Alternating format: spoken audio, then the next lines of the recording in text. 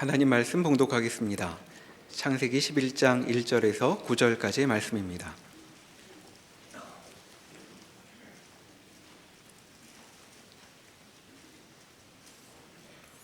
온 땅의 언어가 하나요 말이 하나였더라.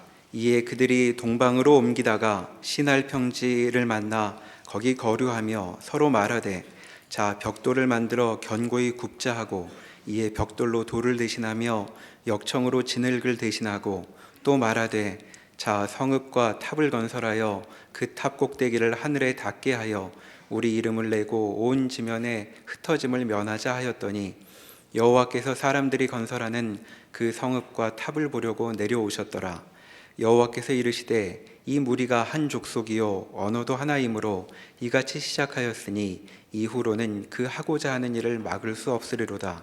자 우리가 내려가서 거기서 그들의 언어를 혼잡하게 하여 그들이 서로 알아듣지 못하게 하자 하시고 여호와께서 거기서 그들을 온 지면에 흩으셨으므로 그들이 그 도시를 건설하기를 그쳤더라. 그러므로 그 이름을 바벨이라 하니 이는 여호와께서 거기서 온 땅의 언어를 혼잡하게 하셨음이니라. 여호와께서 거기서 그들을 온 지면에 흩으셨더라. 아멘. 창세기 1장에서 창세기 11장까지는 인류의 일반 역사가 기록이 되어 있습니다. 여기에는 창조, 또 죄의 기원, 또 하나님을 예배하지 않는 공동체가 이루는 세상 나라에 대한 말씀이 나오고 있습니다. 세상 나라라고 하는 것은 하나님을 예배하지 않을 뿐만 아니라 하나님을 창조주로 또 하나님을 왕으로 인정하지 않는 자들이 공동체를 이루고 또 힘을 가진 한 사람이 그 하나님의 자리를 차지하고 자기 스스로 영광을 취하고 있는 형태를 설명하고 있습니다. 그리고 창세기 12장에 와서는 이러한 하나님을 창조주로 왕으로 인정하지 않고 있는 세상 나라에 대항하여서 하나님의 아브라함을 부르시고 그를 통하여서 세우시는 하나님 나라, 이 나라가 어떠한지에 대한 내용이 나오고 있습니다. 그래서 이후에 펼쳐지는 성경의 말씀은 세상 나라가 갖고 있는 한계, 또 불의, 거짓, 불완전함에 대한 내용을 말씀하고 그에 반하여서 하나님이 창조주이시고 왕이신 분으로서 그 나라를 통치하시는 것이 어떠한 모양인지 또 그 나라의 백성으로 있는 자들을 어떻게 만나고 계시는지에 대한 내용들이 나오고 있는 것입니다. 이러한 전제가 있음을 염두에 두시고 오늘 말씀을 살펴보도록 하겠습니다. 창세기 11장에 와서는 홍수 이후에 드러나 있는 사람들, 그들을 통하여서 이루어진 세상 나라가 갖는 원리 또 삶의 방식이 어떻게 변해 있는가라고 하는 내용들을 잘 설명해 주고 있습니다. 그것은 심판을 경험하고 넘어왔지만 이전에 여전히 홍수 심판 이전에 하나님을 외면하고 하나님 없이 사는 그 죄악된 모습들이 다시금 반복되고 있는 모습을 보이고 있습니다. 그 모습은 바로 하나님을 대항하고 있는 것입니다. 오늘 말씀에서 극명하게 드러나는 부분이 바로 그것입니다. 홍수 심판 후에 하나님은 아담에게 주셨던 생육하고 번성하여 땅에 충만하라는 이 축복의 말씀을 노아와 인류 후손에게 다시 주십니다. 하나님이 이 말씀을 다시 주시는 것은 인류 입장에서는 축복의 말씀이 새롭게 회복되어서 주어지는 것이죠.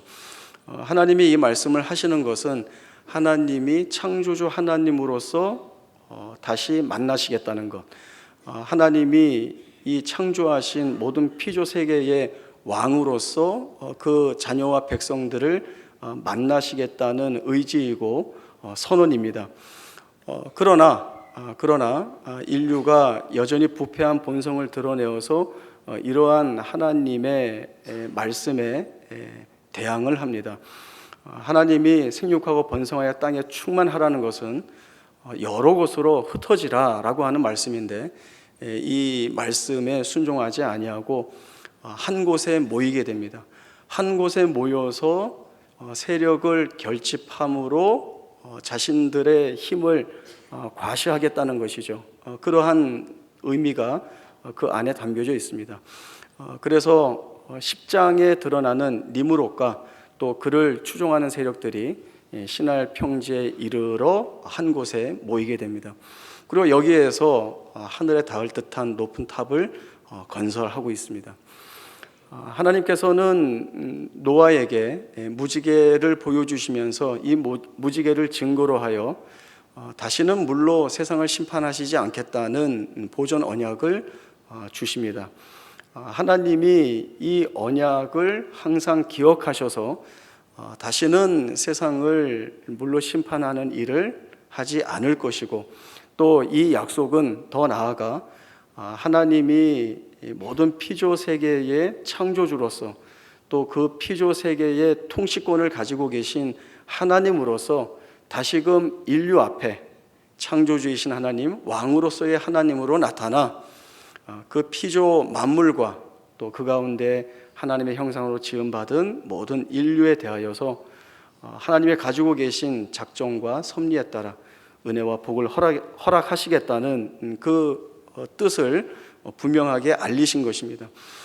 그러나 인류가 이 하나님의 약속을 불신하여서 하나님의 말씀하신 약속은 변치 않는데 이를 믿지 못하고 다시 하나님이 물로 세상을 심판할 때에는 그 심판의 공포와 위협으로부터 우리 스스로의 안전을 지켜나가겠다. 그래서 하늘에까지 닿는 탑을 만들어 우리의 구원의 초소로 삼겠다라고 하는 이러한 마음을 가지고 있습니다. 이것은 하나님의 심판을 힘으로써 무력화시키겠다는 인간의 완고한 교만에서 비롯된 죄입니다.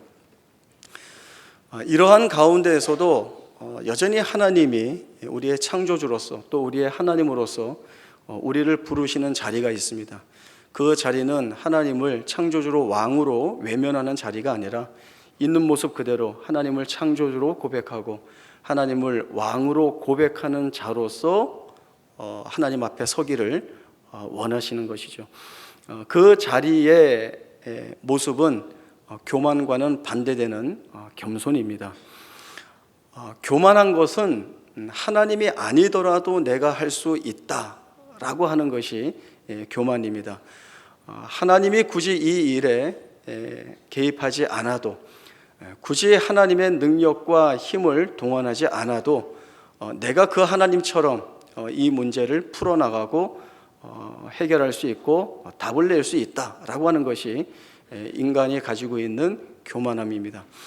풀 수 있다고 자신하지만 풀어낼 수 없고, 답을 취할 수 있다라고 하지만 하나님이 배제된 가운데에서의 진정한 답은 얻을 수 없습니다.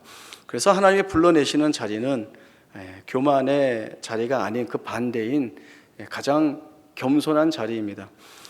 이 겸손한 자리라고 하는 것은 하나님을 있는 그대로 창조주 하나님으로, 그리고 내 생애의 왕으로서의 하나님으로 고백하는 것이죠. 여기가 겸손의 자리이고 여기가 바로 믿음의 시작이라는 것을 성경이 우리에게 증언하고 있습니다. 역대하 20장 1절부터 13절의 말씀 함께 찾아보겠습니다. 구약 성경 680조 역대하 20장 1절에서 13절까지의 말씀 읽겠습니다.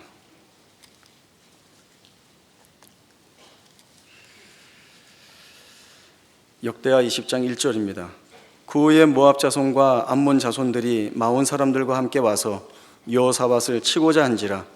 어떤 사람이 와서 여호사밧에게 전하여 이르되 큰 무리가 바다 저쪽 아람에서 왕을 치러 오는데 이제 하사손 다말 곧 엔게디에 있나이다 하니 여호사밧이 두려워하여 여호와께로 낯을 향하여 간구하고 온 유다 백성에게 금식하라 공포하며 유다 사람이 여호와께 도우심을 구하려 하여 유다 모든 성읍에서 모여와서 여호와께 간구하더라. 여호사밧이 여호와의 전 셋들 앞에서 유다와 예루살렘의 회중 가운데 서서 이르되 우리 조상들의 하나님 여호와여 주는 하늘에서 하나님이 아니시니이까 이방 사람들의 모든 나라를 다스리지 아니하시나이까 주의 손에 권세와 능력이 있사오니 능히 주와 맞설 사람이 없나이다.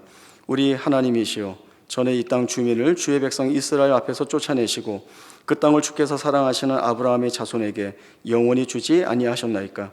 그들이 이 땅에 살면서 주의 이름을 위하여 한 성소를 주를 위해 건축하고 이르기를 만일 재앙이나 난리나 견책이나 전염병이나 기근이 우리에게 임하면 주의 이름이 이 성전에 있으니 우리가 이 성전 앞과 주 앞에 서서 이 환난 가운데에서 주께 부르짖은즉 들으시고 구원하시리라 하였나이다. 옛적에 이스라엘이 애굽 땅에서 나올 때에 암몬 자손과 모압 자손과 세일산 사람들을 침노하기를 주께서 용납하지 아니하심으로 이에 돌이켜 그들을 떠나고 면하지 아니하였거늘 이제 그들이 우리에게 갚는 것을 보옵소서. 그들이 와서 주께서 우리에게 주신 주의 기업에서 우리를 쫓아내고자 하나이다. 우리 하나님이여 그들을 징벌하지 아니하시나이까. 우리를 치러 오는 이 큰 무리를 우리가 대적할 능력이 없고 어떻게 할 줄도 알지 못하옵고 오직 주만 바라보나이다 하고 유다 모든 사람들이 그들의 아내와 자녀와 어린이와 더불어 여호와 앞에 섰더라. 여호사밧 왕은 남유다의 네 번째 왕입니다. 북이스라엘에도 여러 왕조가 지나가게 되는데 북이스라엘에는 하나님 앞에서 선한 왕이 없다고 말씀합니다. 그러나 남유다에는 선한 왕으로 평가되는 세 왕이 있는데 히스기야, 요아스 그리고 오늘 말씀에서 나온 여호사밧입니다. 지금 읽은 말씀을 보면 모압과 암몬 군대가 남유다를 침략하기 위하여 오고 있는 상황입니다. 이 상황을 여호사밧이 매우 두려워하고 있습니다. 왜 두려워하고 있는가 하면 그 말씀에서 보았듯이 이 일에 대하여 내가 할 수 있는 것이 아무것도 없고 어떻게 해야 되는지도 모르기 때문에 그렇습니다. 여호사밧이 이러한 가운데에서 그가 한 것은 하나님께 구원을 호소하는 기도를 올려드리는 것입니다. 어쩌면 적 앞에 나아가서 화친 조약을 맺을 수도 있었고 아니면 주변에 있는 다른 나라의 용병을 요청하여서 이 전쟁을 치를 수도 있었을 것입니다. 그러나 여호사밧은 그러한 일들을 하지 아니하고 자기가 아무것도 할 수 없는 가운데 자기가 무엇을 해야 할지 모르는 가운데에서 그가 생각한 것은 하나님에 대한 기도였습니다.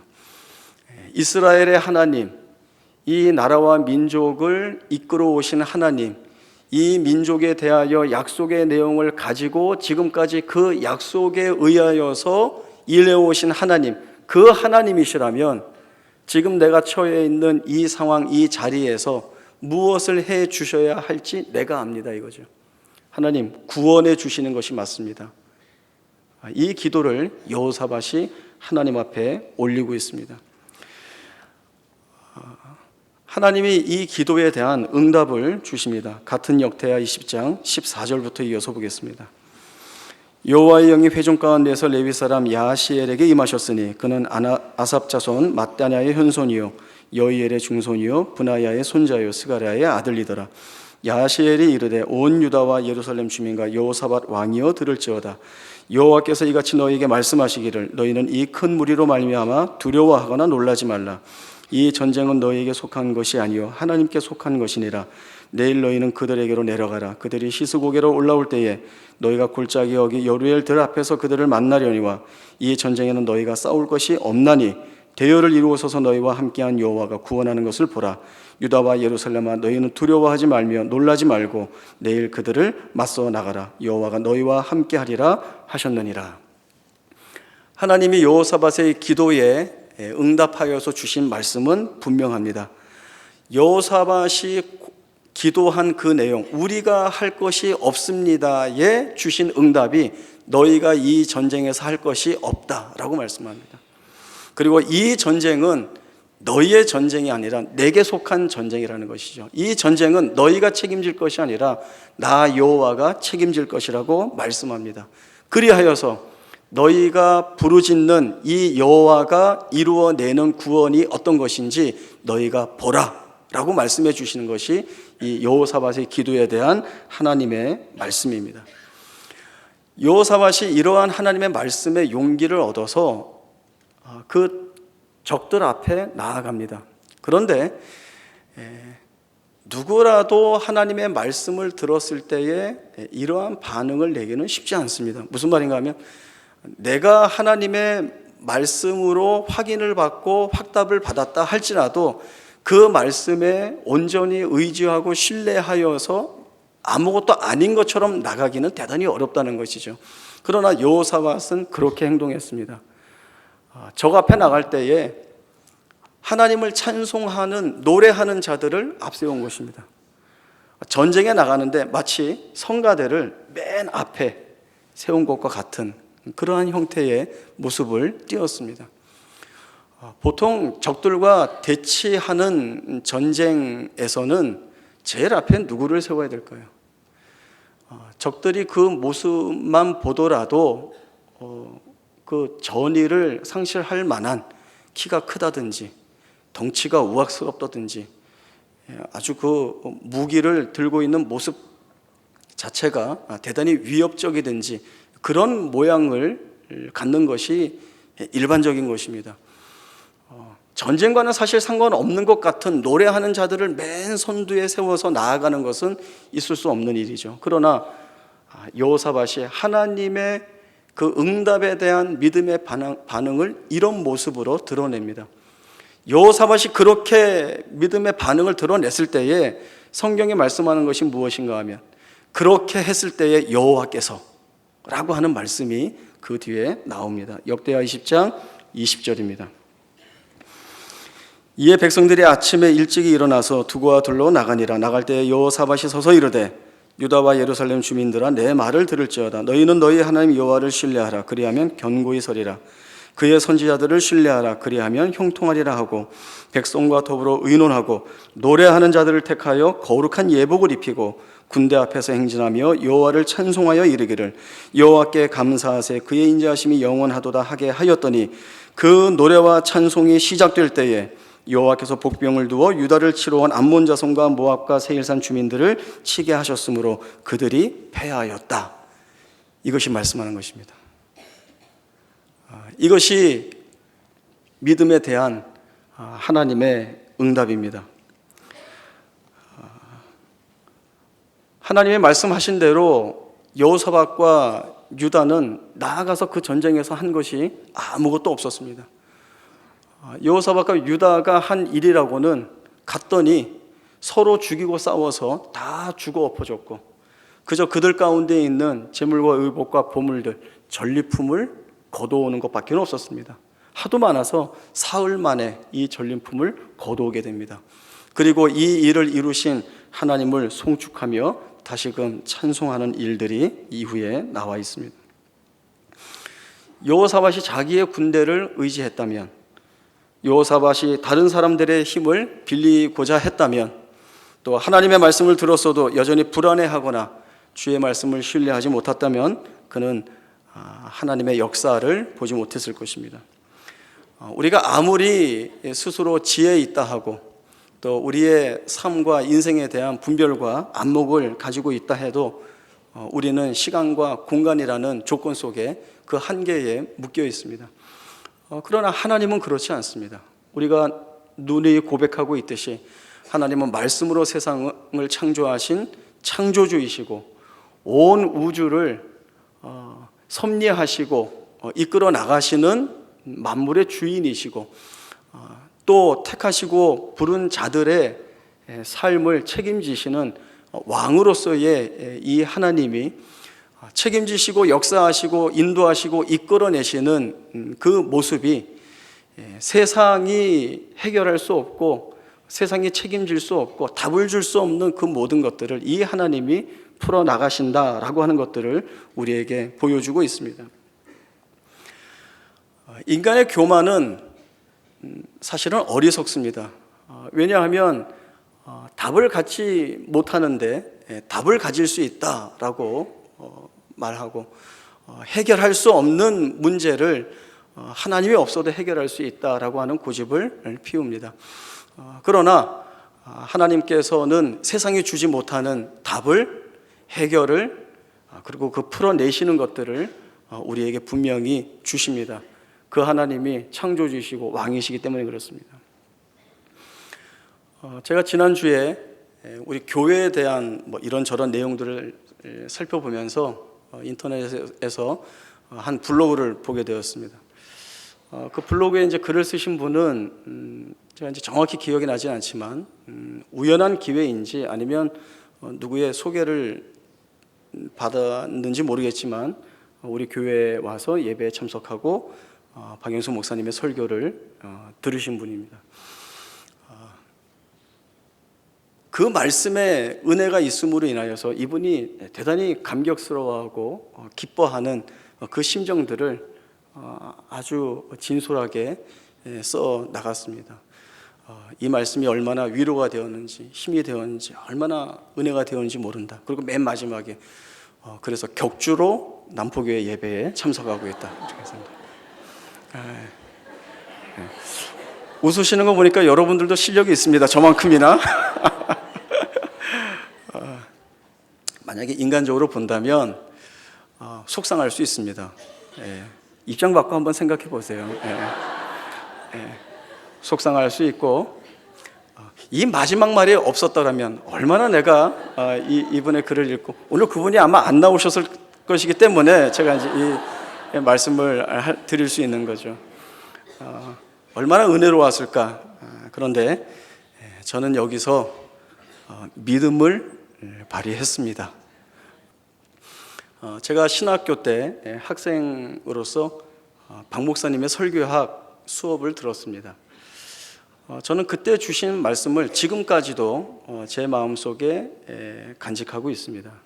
그때 주신 말씀이 무엇인가 하면 누구나 설교하려고 강단에 서면 내가 증거하고 내가 전하는 이 말씀을 듣고 모두가 은혜를 받기를, 모두가 감동하기를, 그리고 그 설교 은혜로웠습니다. 설교 참 위로가 되었습니다. 이 말을 듣고 싶은 그러한 생각이 든다는 것이죠. 그러나 누구나 다 그렇게 할 수 없는 것이 진짜 현실입니다. 그러나 하나님께서 우리가 잘 하지 못하고 우리가 분명하지 못한 이 설교를 하나님이 사용하신다는 것이죠. 우리 눈에 부족해 보이고 모자라 보이고 그런 말씀이라도 하나님이 이 안에 은혜를 담으셔서 이 설교로 묶는 자들에게 은혜를 주시고 위로를 주시고 힘을 주시기 때문에 우리가 하는 것은 설교를 전하는 자가 하는 것은 이것으로 은혜를 끼쳐야 되겠다가 아니라 내가 할 수 있는 것은 아무것도 없지만 하나님이 하신다를 믿고 담대히 선포하는 것. 지금 우리가 앞서 살펴본 여호사밧의 기도와 같지 않습니까? 하나님, 내가 이 전쟁 앞에 아무것도 할 수 없습니다. 그 무엇을 해야 할지 내가 알지 못합니다. 그러나 지금 내가 간구하는 것은 이스라엘의 하나님, 우리의 왕이신 하나님이 우리를 외면하지 마시고 이 전쟁 가운데에서 우리를 구원하여 주옵소서라고 하는 이 간구의 기도입니다. 그 간구의 기도에 하나님이 응답하시는 거죠. 하나님이 움직이시는 것이죠. 그리고 분명한 하나님의 그 일하심의 현장과 그 증거들을 마음껏 드러내십니다. 그리하여서 그 하나님의 일하심을 본 자들이 우리 하나님이 이런 하나님이시다, 이 하나님을 붙잡고 나가는 것 외에는 다른 해답이 없다라고 하는 것들을 고백하게 하는 것입니다. 제가 개척할 때 사실 시기적으로는 대단히 어려운 때였습니다. 창조 다음으로 힘든 게 개척이라는 얘기가 그때 있었으니까요. 내가 하는 교회, 내가 목회를 잘할 수 있을까? 누가 나와 같이 할까? 이런 문제들을 놓고 기도를 했습니다. 또 박 목사님이 말씀을 주셨습니다. 최 목사가 교회를 개척하고 목회를 하고자 하는 것은 하나님이 맡기실 양이 있기 때문에 지금 그 일을 하시는 것이다.